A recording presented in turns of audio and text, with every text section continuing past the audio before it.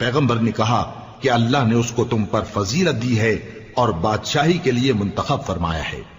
उसने उसे इल्म भी बहुत सा बख्शा है और तनोतोष भी बड़ा अता किया है, और अल्लाह को इख्तियार है जिसे चाहे बादशाही बख्शे, वो बड़ा कुशाइश वाला है, दाना है। और पैगंबर ने उनसे कहा कि उनकी यानी तालूत की बादशाही की निशानी यह है कि तुम्हारे पास वो संदूक आएगा जिसको फरिश्ते उठाए हुए होंगे।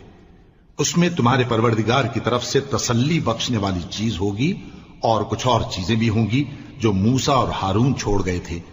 अगर तुम ईमान रखते हो तो ये तुम्हारे लिए एक बड़ी निशानी है। गरज जब तालूत फौजें लेकर रवाना हुआ तो उसने उनसे कहा कि अल्लाह एक नहर से तुम्हारी आजमाइश करने वाला है। जो शख्स उसमें से पानी पी लेगा उसकी निस्बत तसव्वुर किया जाएगा कि वो मेरा नहीं, और जो न पिएगा वो समझा जाएगा कि मेरा है।